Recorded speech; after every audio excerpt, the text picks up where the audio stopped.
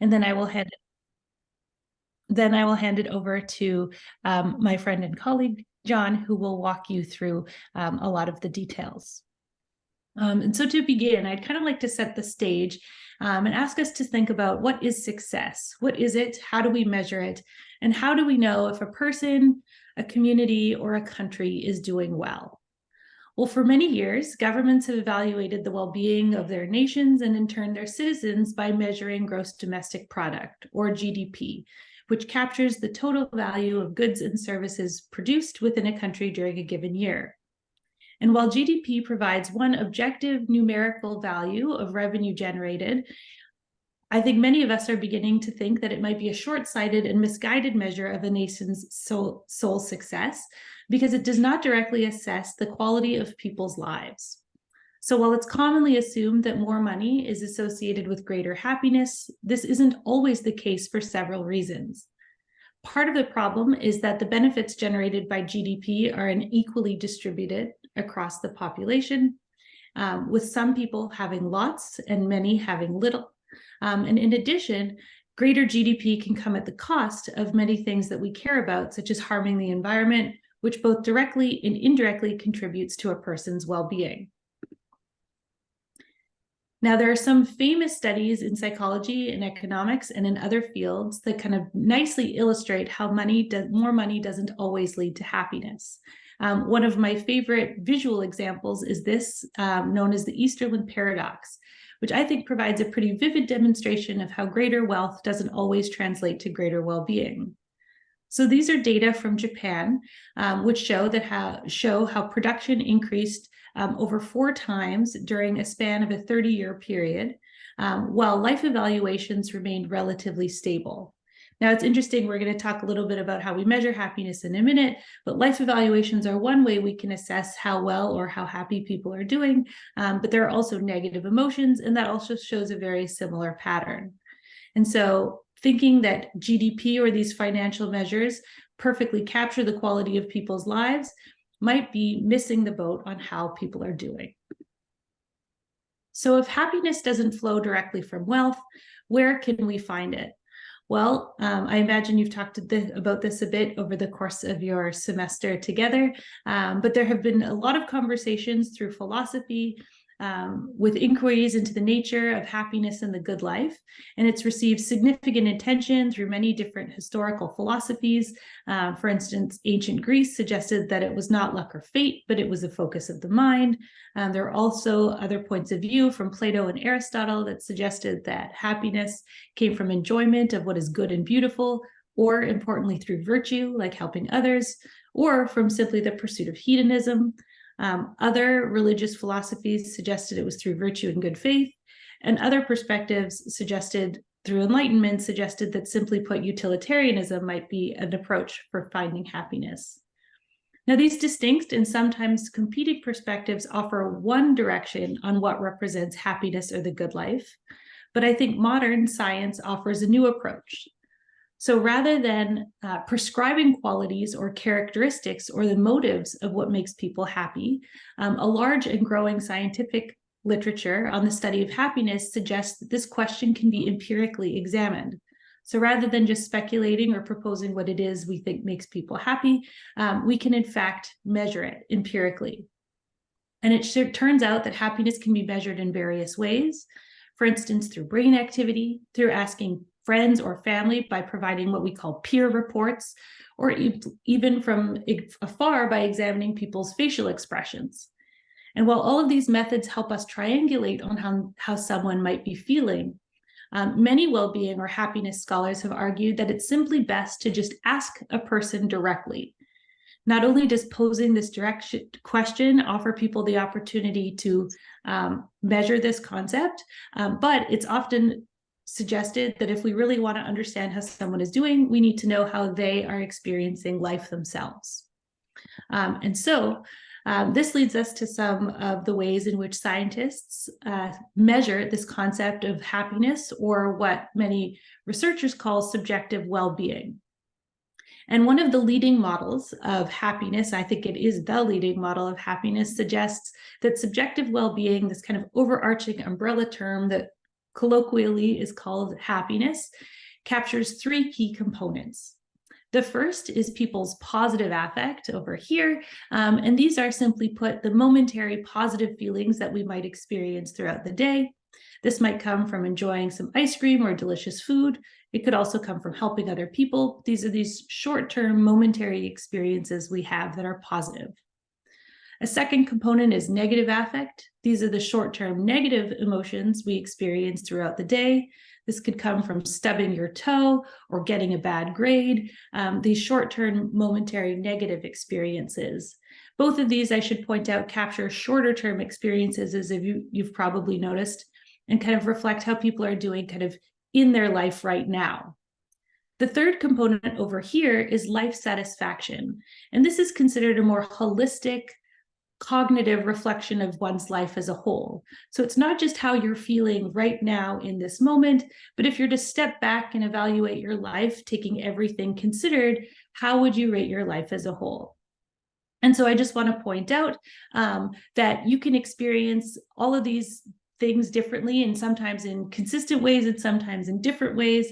So for instance, you could be really happy with your life, but in a bad mood right now, or you could be unhappy with your life as a whole, but be experiencing higher levels of positive affect because something good just happened. But generally speaking, more positive affect is associated with higher levels of life satisfaction, as we might suspect. Now, within the World Happiness Report, as I will show you in just one second, what we treat as our primary measure, one that is consistent and pretty robust over long periods of time, is this measure of life satisfaction, or this idea of life satisfaction. So how do we measure it? Well, the World Happiness Report prioritizes this measure of the Cantrell ladder, which is shown right here on the screen. So it asks people to please imagine a ladder with steps numbered from 0 at the bottom to 10 at the top. The top of the ladder represents the best possible life for you, and the bottom of the ladder represents the worst possible life for you. So it poses this question to respondents: on which step of the ladder would you say you personally feel you stand right now? And so people are given a few minutes to respond, and they give a numerical answer ranging from 0 to 10 to reflect their life evaluation. Now, I think I'm going to pause in a minute or two and take some questions, but I want to point out that I think this approach has some benefits over simply asking or measuring a country's GDP, because it allows the respondents, the citizens, the respondents to the measure, to rate their life as a whole as they see it against their own personal subjective assessment of how things are going. And nicely, the World Happiness Report uses Gallup World data from the Gallup World Poll, which poses the same question around the world consistently year after year, allowing us, and primarily John, who will speak to you next, to look at changes in these average ratings across countries year by year, and examine what predicts these higher levels of life evaluations and what predicts lower levels of life evaluations. And so I'll just foreshadow what John will be talking about in just a second, but it turns out that across countries, we can predict the variation in which countries are ranking higher on the list and which are ranking lower in terms of respondents or citizens' average levels of life evaluations by studying a few key factors. One, of course, is GDP per capita. It's not that income doesn't matter at all, but it's certainly not the whole story. We can look at levels of corruption, people's self-reported health, their perceived level of freedom, but also some really important social variables that I think sometimes we're quick to overlook, which is social support. Do we have someone to count on in times of need? And generosity, that is, do we help others? And the most frequently focused measure in our World Happiness Report is generosity, captured by whether people have donated to charity in the past month, yes or no. So I'll stop there. I'll pull down my slides, and I'm happy to take a few questions before I need to hop off. Thank you so much, Lara, for that wonderful presentation. Very informative. Since Lara has to jump off in a few minutes, we can take a few questions from our students in case there's something you'd like to hear from Lara. We'll have more time for a Q&A session later. But please feel free to add your questions to the chat or unmute yourselves and ask Lara directly.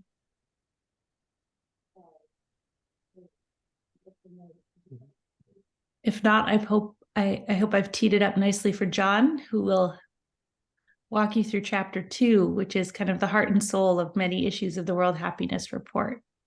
Well, before you go, Lara, because it's a treat for me as well as for the other people to have you with us, could you tell us a little more about how prevalent across the world are these pro-social acts that you've spent much of your career studying, and how it is they provide an unlocking of the kinds of things that sustainable development will require in order to get us all working in the same way to provide a sustainable world? Certainly. So briefly, I think levels of generosity, generosity is captured in various ways in the Gallup World Poll.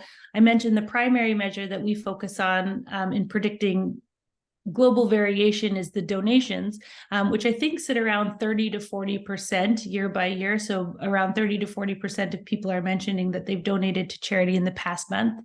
But there are also other ways in which people can help others. There are two other well-assessed measures in the Gallup World Poll. The first is whether you have volunteered some of your time to a charitable organization in the past month, and the other is whether you have helped a stranger. And both of these have actually, contrary to I think most people's intuitions and perhaps pessimistic assessments, have actually remained steady or even have increased significantly through the last couple of years during COVID. So during these times where I think many people would have shut down and kind of barricaded themselves inside their homes and in a hope to stay safe, generosity has actually increased over time, specifically over the past few years. And I think that's really important because most of my work, as John kind of foreshadowed, has looked at the emotional benefits of helping other people. So most of my work has focused primarily on financial forms of helping other people, so spending money on others instead of on ourselves. And we have found consistently, year after year, almost study after study, that when people spend their money generously, they're happier than when they spend their money on themselves. This isn't just true in North America, where I'm based, but in diverse countries and communities and contexts around the world. We've studied this, although not financially, with children under the age of 2 when they're sharing edible treats. And we've also recently studied this question in ex-offenders and gang-involved youth. And so it seems like, generally speaking, there's this pretty robust phenomenon of the human psychology that we feel good when we help others. And I think that's really important. I'll just say briefly for sustainable development, because I think many times we can be focused on ourselves and what we can do to protect ourselves. But I think this really turns the lens outward, makes us think more broadly. And I think one of the most beautiful features of humanity that I've seen in the literature year after year is this reciprocal relationship between generosity and happiness. And so it's not just doing kind things makes us happy, but happier people are more likely to help. And so I think there's this kind of sustainable, virtuous feedback loop that, instead of thinking about these short-term solutions, might actually continue to fuel itself and kind of open our mindset to helping other people. Thanks for the question, John. Thank you. Thank you for the answer. Any final questions before Lara has to jump off? I had one. Sorry, I was wondering about when you go about packaging this data. From your presentation, it seemed like it's a more comprehensive look at satisfaction and overall well-being, and as compared to GDP. But how do you convince people of that? How do you convince policymakers and leaders about that fact when you go packaging the data for them? I can dip my toe into that big, important question, but I think John will have the most experience and insight to share. I think there are two approaches, and I prefer one over the other. One approach, I think, is to just argue that this is, I think, a more important measure. GDP is imperfect, and simply put, it was held in place as a proxy for hopefully trying to understand how people are actually doing, with the understanding, I think 50, 60 years ago, that we couldn't measure people's happiness. And so here's the best thing we can do in the meantime. But now I think the science of happiness has moved us, well-being science has moved us closer to actually to giving robust, reliable measurements of happiness. And so I'm not saying trash GDP, but I'm saying now we can get closer, we can measure what it is we're actually after. And so let's go there. However, I also think one thing that could be motivating for policymakers, although I think it's not John's favorite approach, is to show the importance of measuring happiness because it predicts so many wonderful things. And so it predicts people's health, it predicts their production, it predicts their generosity in so many important ways. And so you can kind of point out the value of measuring happiness because of its outcomes.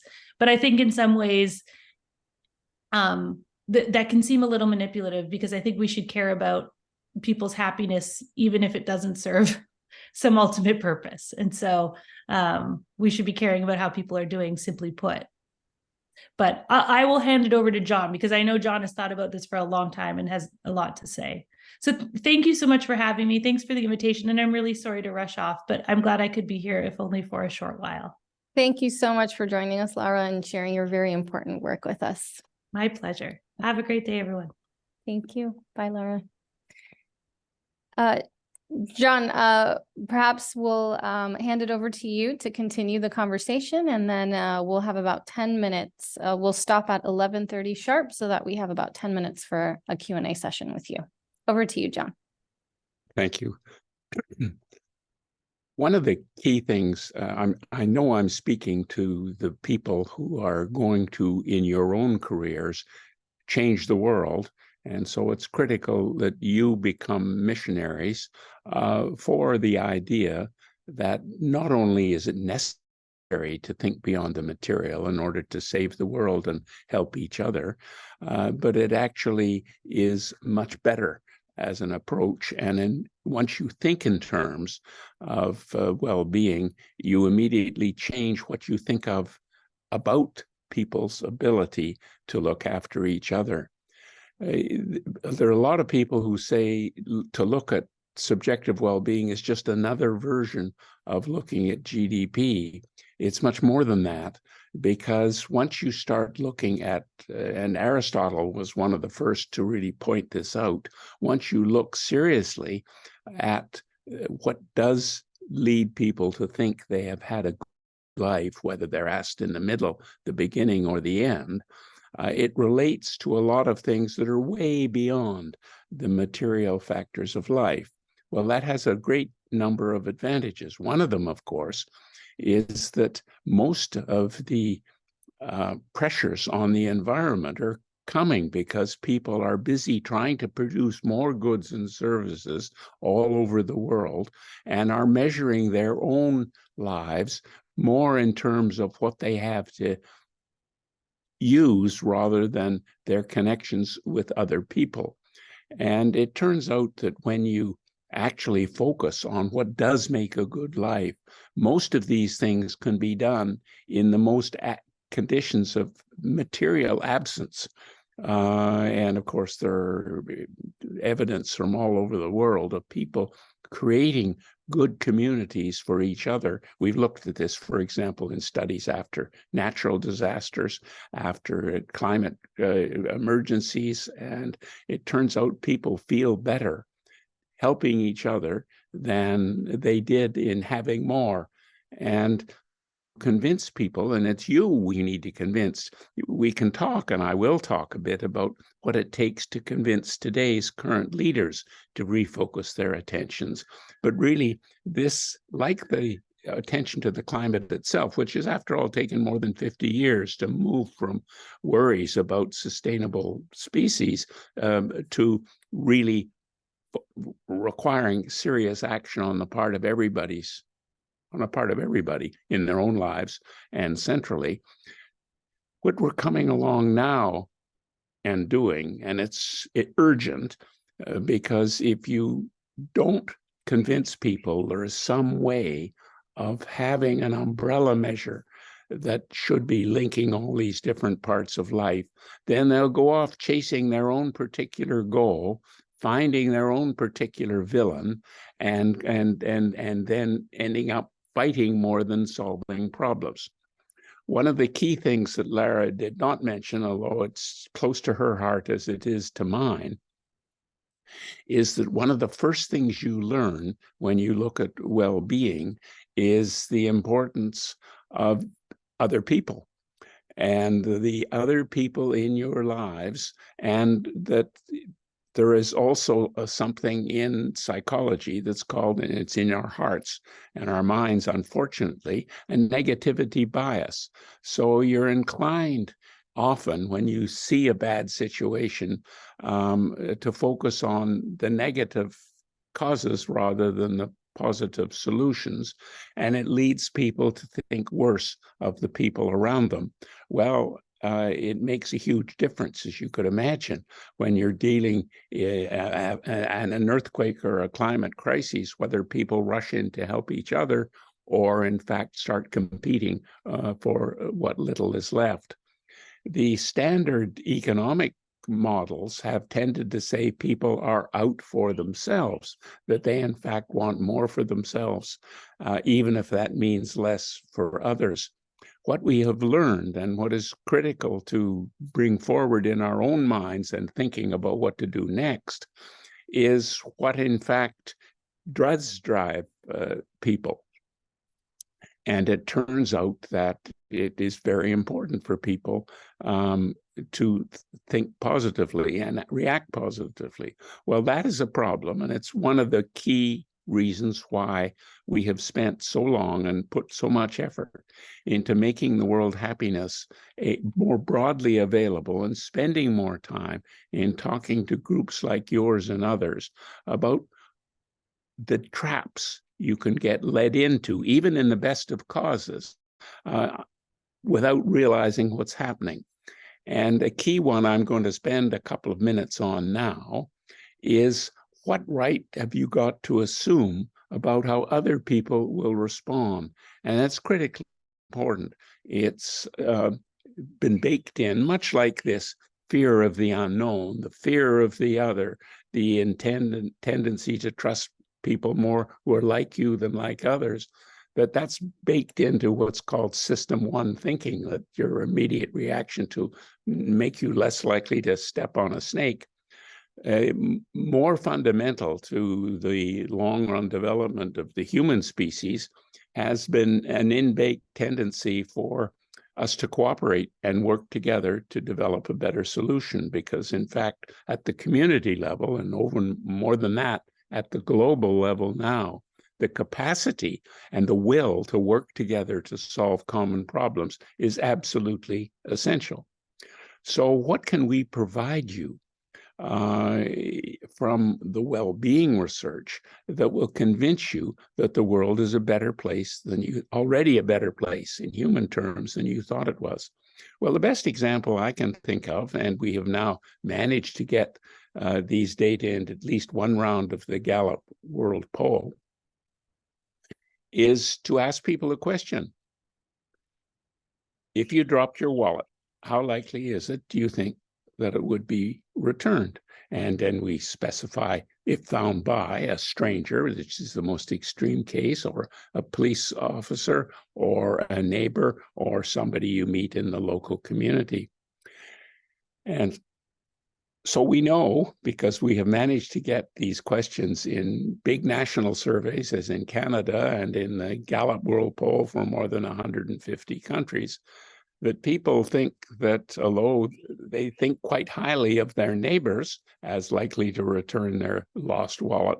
And the return of the lost wallet is a very important test, because it tests not just honesty. You could be perfectly honest and you see something of value on the ground, and you're not stealing and you're not doing any with it, but you're busy, so you go off and do your things. But to interrupt your life and go and say that wallet on the ground reflects something important for other people, and if I want to help other people, I'll pick up that wallet and try and get it back to them.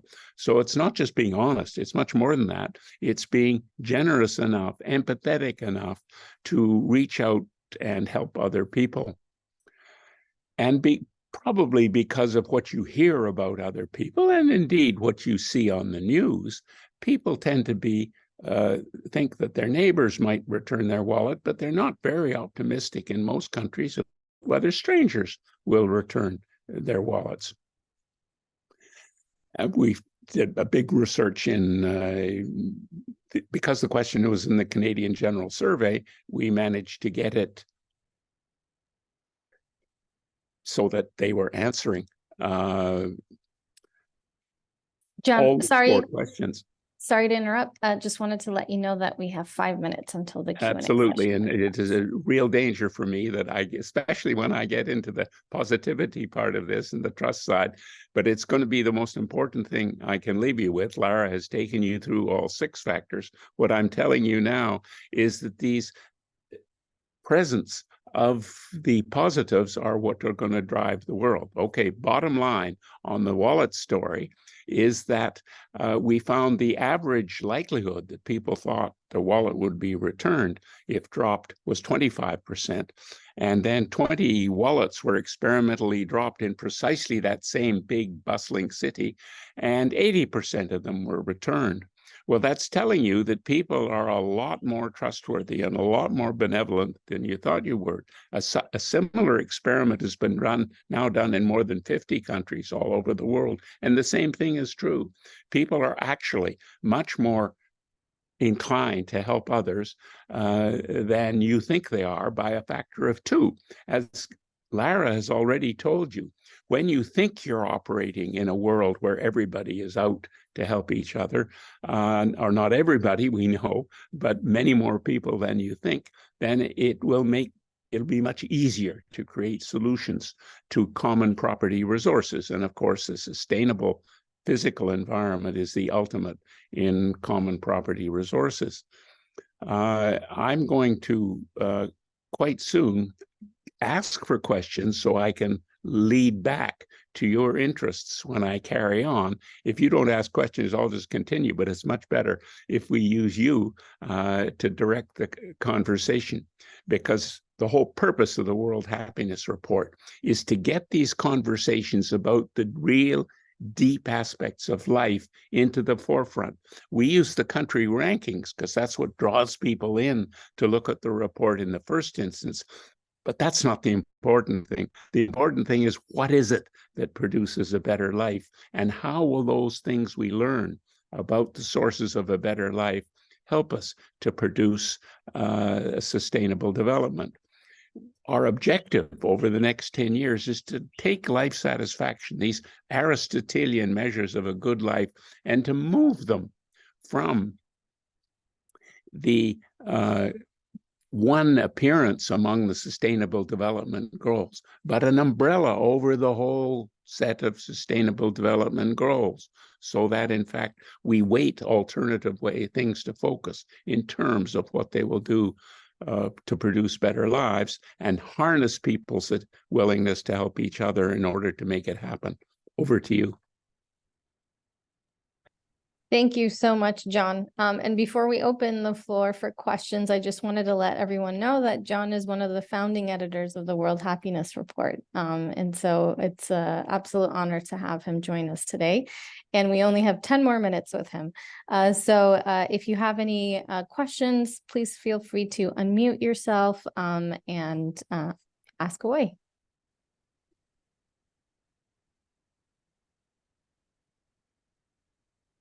Don't be shy. You must have something that says, wait a minute, if this medicine is really that good, why isn't everyone already taking it? And there are many answers to that as well.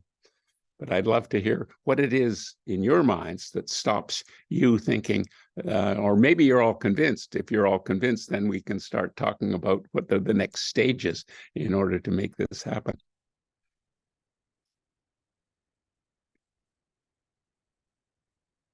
Go ahead, Sana. Go ahead, Sana. I think one part of the report I found really interesting was how shared conflict actually leads to more generosity within the community, I guess from my understanding. And I was wondering if you could expand on the psychology behind that and sort of, elaborate on, I guess, that relationship. Well, there's a whole, as many of you know, there's a whole element in psychology called, and it's still, as it were, operating on the fringes rather than in the center of social psychology, called positive psychology.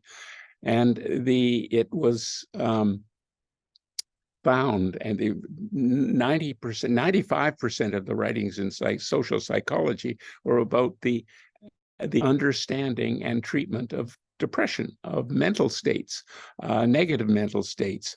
And some very important psychologists, including especially Ed Diener, with whom I have worked, who was a founder of positive psychology, have said that's not right, because to understand the processes whereby positive things come into pass is equally important.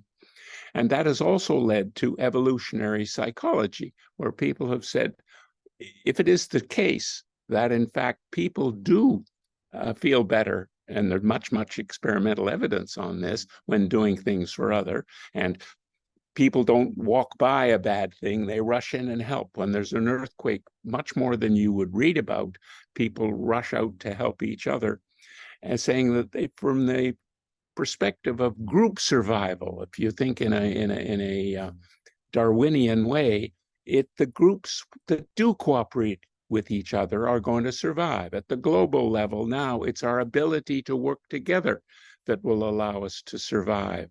And so the scale at which we have to survive and cooperate to survive has gone up from the family to the tribe to the nation and now to the world.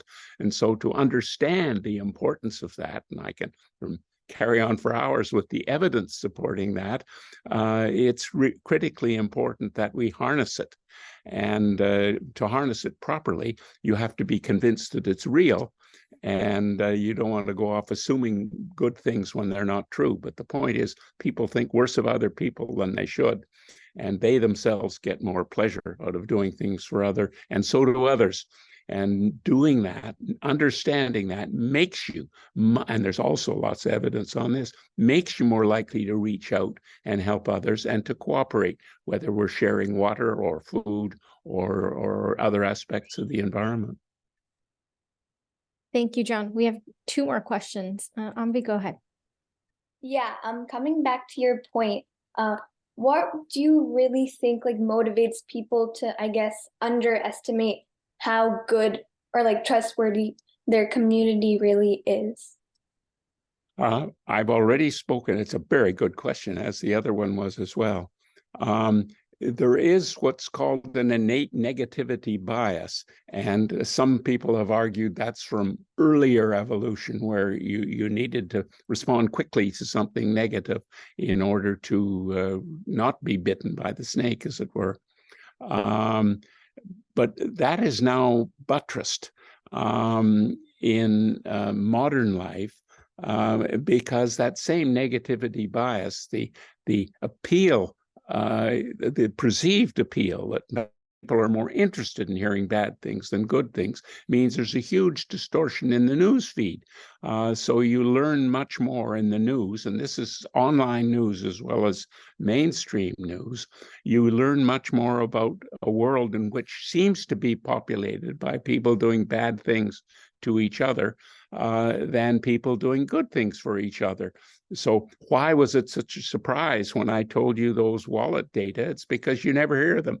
And you may hear it for your own wallet and think you're just lucky. You don't hear the broader evidence. So I think what we hear about each other, and I speak often to both government groups and media groups about the responsibility to give a balanced education about the world to people. So it's important for me to convince the news providers that in fact the world is a better place than the world they're depicting in their headlines and stories, and it's their responsibility to, and this is true of teachers as of course, and government leaders as is to the people writing and filming in the media, to show people the way the world really is. Because if in the absence of being given a broader, more balanced picture, they'll end up believing that the world is bad as the headlines and the stories suggest that it is. So it's a combination of an out-of-date, leftover fear of others to harness. The important thing now is to really build on this more central positive aspect. And the first thing we need to do is to change the way in which we describe the world to each other, not just pretending it's much better than it is, but showing them that it is much less bad than they think it is. Thank you, John. Lara, go ahead. Yeah, so I think that, well, I kind of disagree with your point because, for example, I think that, well, I live in Mexico, and here we have 11 women disappear each day in because they're like robbed. So I think that negative bias, especially for women, can be actually a method of survival because you don't know who is out there to get you because like there's a lot of organized crime. So I do think that although we should get rid of the negative bias, I think that it's a very utopical way. So I guess my question would be, how can we build community trust and, well, yeah, and get rid of our negative bias when we live in insecure societies where our lives are being threatened? Life will always have risks, and you're quite right. And it's a super important point to make, because it is the fundamental point that people make when they react to what our evidence seems to suggest and say that's just a Pollyanna-ish view of the world. The world is a tough, nasty place out there. Unless we accept it as tough and nasty and respond defensively, we won't survive until tomorrow. The answer to that is to, as it were, take the golden rule seriously, but not too seriously, because you're saying surely it doesn't make sense to go and stand in front of a bus that's coming at you at a high speed, is saying, oh, the driver will stop. You want to give the driver a chance to stop. You want to keep yourself safe in case that driver was looking the other way, or indeed was that one person out of many who'd be just as happy hitting you as not. And so you have to respond to the dangers in the situation that you're in. But in order to improve that situation, you have to believe in the possibility, the probability, and the likelihood that there are better well springs than you think you are. That's the importance of those wallet data. And you have to start, because otherwise, and this is a really big deal in the world today, there's a risk aversion effect that comes in. So dangers in schools, demonstrated by school shootings here and there, for example. Then you say, oh, well, then we're going to lock up the doors. Elder care, we lock them in the elder care facilities for their safety, we say, but we're closing doors to the kinds of human contacts that build a better world. So you have to have enough courage to say to those who are keeping us isolated from others, thinking that will keep us safe, to say we are not going to be safe unless we open the doors to each other's hearts and minds and make those human connections that will allow us to work together. So you have to convince people with the evidence, and sometimes you have to start small. In many murder-riven communities, for example, they have gone in to the local community centers and help the people by essentially saying, let's together work on the murder rate and the crime rate in this community. What is required to improve it? And they find almost universally and very quickly that to collectively sit down and build connections with each other, and it involves building connections with people who otherwise would have shot each other happily. But you have to get that communication before you can get the cooperation. So it means doing it on a demonstration basis in the first, among those with much courage in the first, and then you need information to let the fact that these experiments tend to work become public knowledge. So they're part of what everyone believes, is that, in fact, we've been assuming these people are really awful because they pray to the wrong person or they do the wrong sort of thing. He said, no, wait a minute. There's a deeper underlying humanity which we all share, and we have to learn more about the other before we will understand and work better with them. and that there are fewer dangers by opening doors to that connection. There are saved by simply keeping people isolated and thinking the worst of each other. John, do you have time for one more question? Very short. Your questions are shorter than my answers. I'll try. Give you a very fast one, and then I'll go. Go ahead, Bernice. Yeah, I just want to say that you're super interesting and you're an interesting speaker. And I was like super attached when you were talking about your points. So I'm not sure if this was answered in the beginning since I was a bit late, but can you shortly explain like how the factors considered in the World Happiness Report align or with contribute to the specific sustainable development goals? Yes, well, the number, they all do, but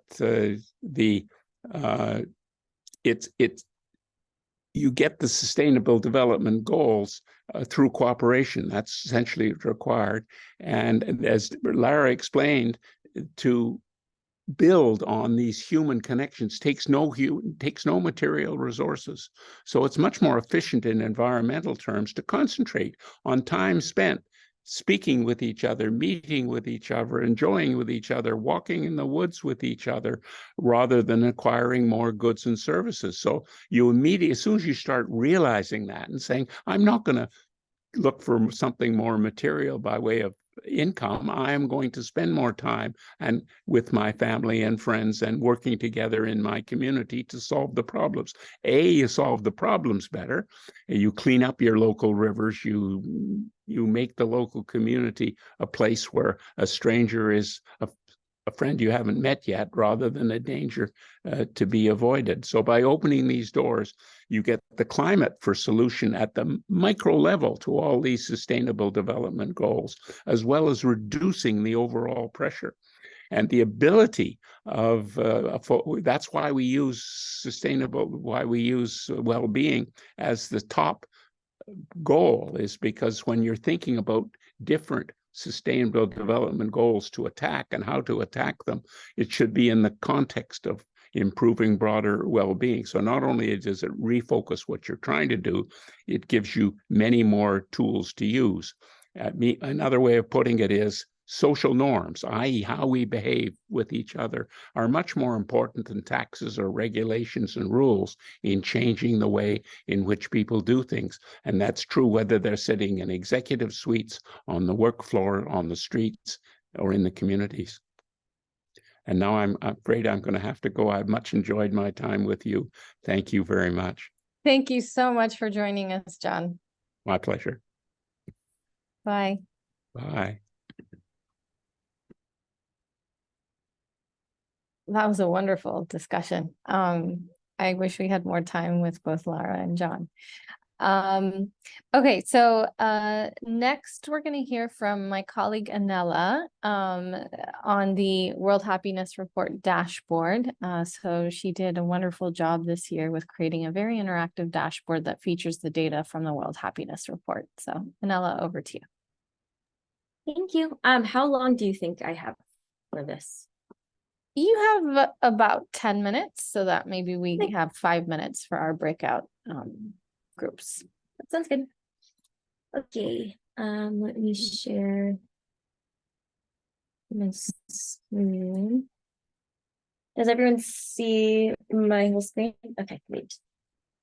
So this past year for the 2023 release of the World Happiness Report, Miriam and I worked with the team on visualizing their data on maps in an interactive way. So we came up with this dashboard.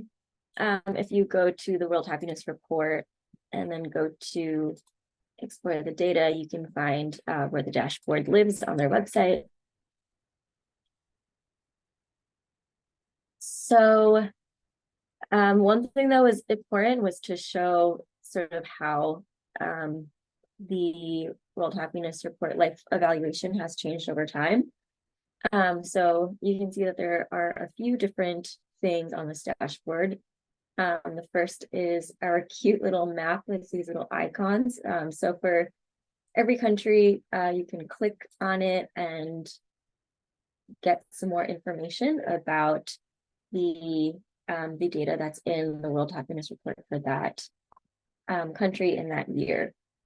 If you want to look through different reports, you can select a different report here. So we have it from 2012 to 2023.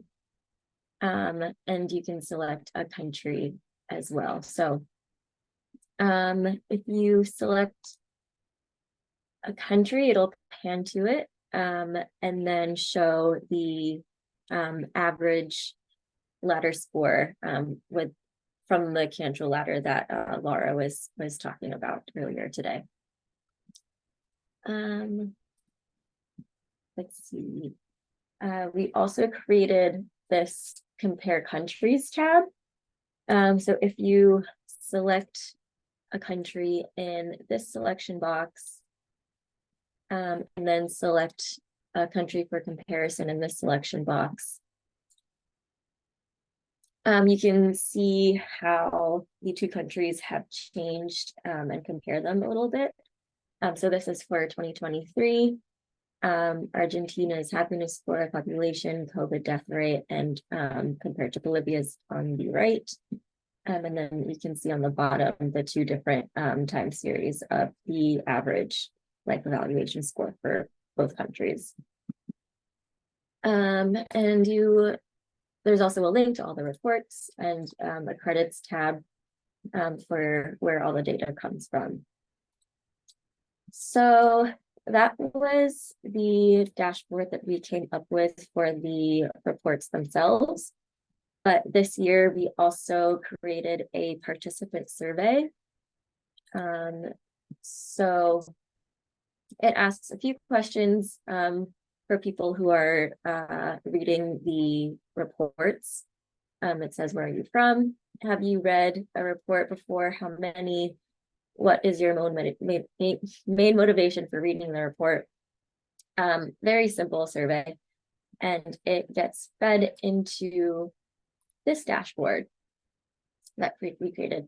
And I checked this morning and it looks like a few people submitted responses today. So I'm wondering if maybe some of you students have found this before the guest speakers arrived today.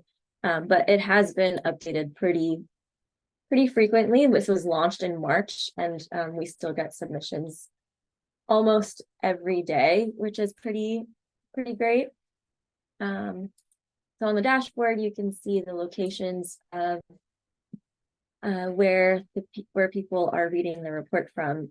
And then again, some statistics. So we've had over 1,700 visitors who have taken the survey. A lot of people have not read a report before, so it's interesting to see who's sort of new to reading the report and who is sort of a veteran. It says 61 people have read over 7 reports of the over 1,700 visitors. And you can see here the main motivation for reading the report. The most common one today are to see which countries are happiest and why. Keep informed on current happiness science and see how my country ranks. Those are it's pretty split evenly between these 3. And of course there's another. And I think, yeah, if you click on any of these dots, it shows the actual responses that people gave for that location. And you can also filter this by country. You can see since March, 2 people from Albania have visited the World Happiness Report, and they seem pretty new to the reports as well. They've only read between 0 and 2 reports. So those are the 2 things that we ended up making for this year's report. We are working on a story map with them as well. That'll be released at some point, probably in the next month. We're finishing that up right now. And we'll continue to add data to the main data dashboard and sort of every year see what new features we can add to the dashboard.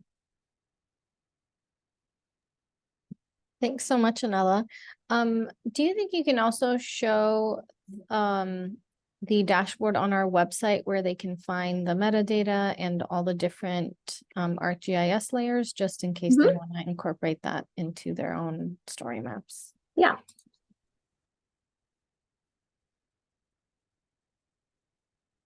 Okay. So I'm sure everyone's seen our website and landing page for this, but if you go to data and SDG 3, that's where you can find the report and all of the data for it.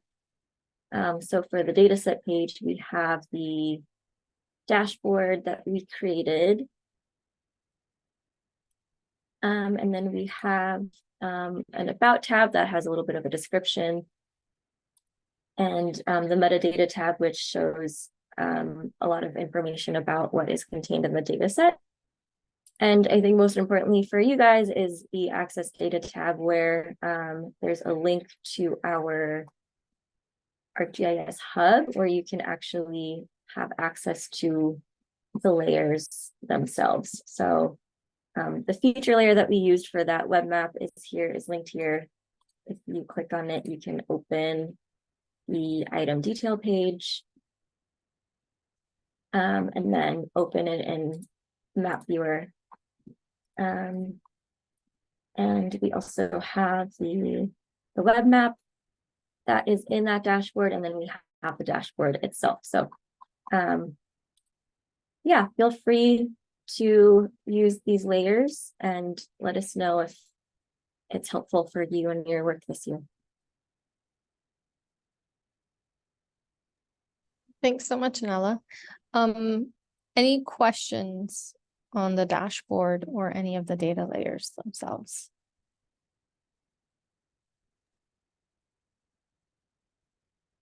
If not, then, oh, Bernice, did you want to ask a question? No, okay. Tim, maybe we can, I think we have time for our breakout sessions. I will go listen. Okay, great, thank you.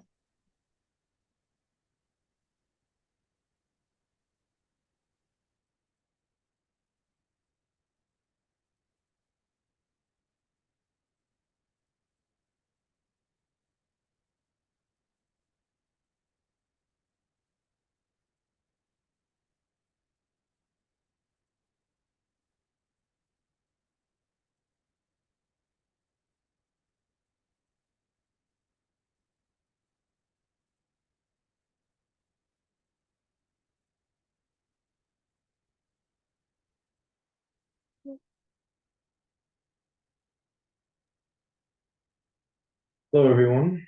How are we? How's our projects going? Everyone has their logins all fixed and everything. They can access everything. Awesome. Okay.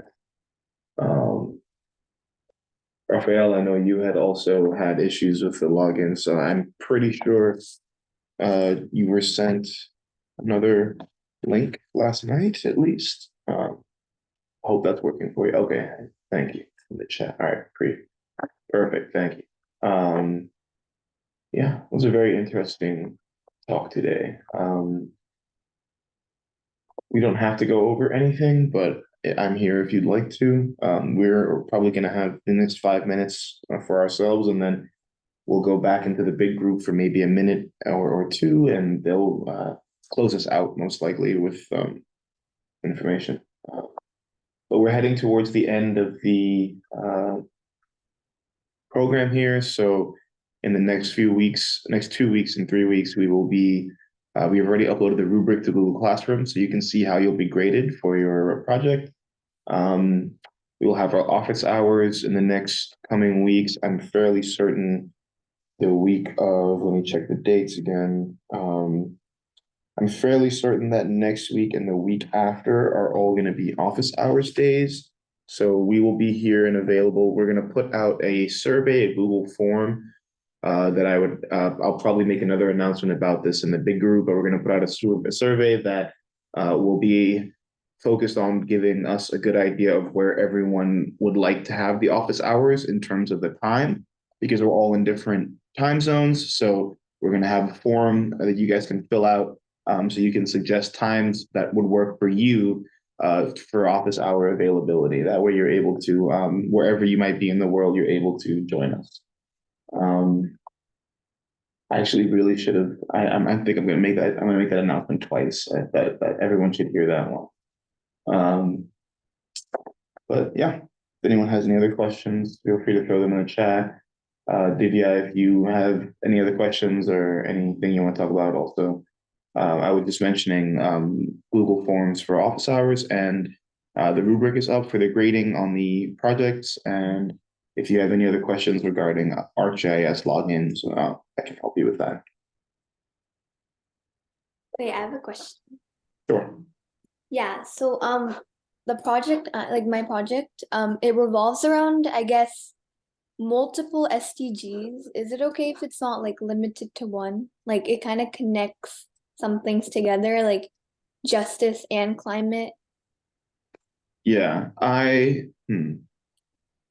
would say that it's might be better for your work if there's one that you choose to focus on, and then you can see how it connects to the others. Yeah. But I think it might be difficult to try and do more than one and have all of them be the main focus of the project. Yeah. But if there's one specific one that you either maybe have the most data for, or the most experience with, or you're most interested in, choose that one. And then as it relates to maybe it's climate for you, or maybe it's justice, right? Then how does climate relate to justice? How does justice relate to happiness? It will naturally, I think, connect.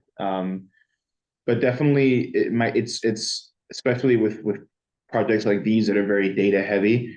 It's hard for other readers to follow if there's more than one focal point. I'm sure you've noticed the differences in some presentations that we've had here as well. Some people choose one thing and then it branches out, and other people try and do multiple things. So you can try and pull on your own experience and see if one might be better than the other. But yeah. Yeah, like I'm planning on doing, I think maybe focus on justice, Okay. and then branching out to like how it affects the climate, or like how vulnerable communities are because of the climate, like kind of like that. So I guess more on SDG 16, but there's like it kind of revolves around 13, but like yeah. Okay, that sounds good. Sounds good. Okay, so we have 1 minute left. I'm going to put us back in the groups. Let's do that. I'll see you there.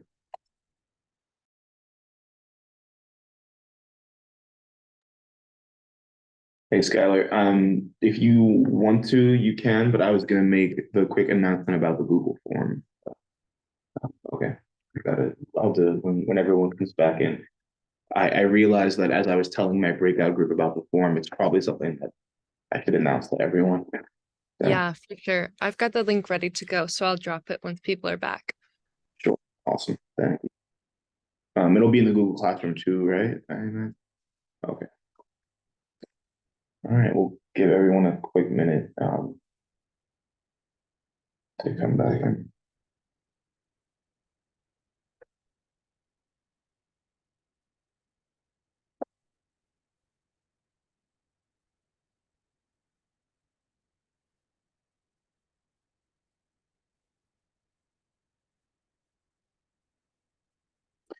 Okay, hi Miriam. Sorry, just one last thing that I was mentioning to my breakout group that I thought might be useful for everyone to have some sort of exposure to is that we are going to put out the Google form for a survey that will allow people to give their answers on what time zone and what times work best for the office hours. That link is now in the chat, it looks like. So I would highly recommend filling out that form, because I know some people are in different time zones, and so it might be easier for some people to make meeting and office hours at certain times rather than others. So we'd like everyone's input on that, so that we can properly accommodate everyone's times. But other than that, I have nothing else extra. So I'll close this out. Maybe what's he good? Thanks, Tim. Okay. Just, I think, if we can clarify, are we gonna send an email out with more information about office hours? Because I think there were a lot of questions about when they're gonna be and what the format is gonna be and when the final projects are due. So I think you'll all receive an email with all of that information soon. Yes, we've sent an email earlier this morning that just has a link to the form again and asks you to fill it out. We ask that you finish the form by Monday or as soon as possible, and then we'll send out, once we have feedback from what times work for all of you, we'll send out some clarifying information about what office hours will look like and all of that.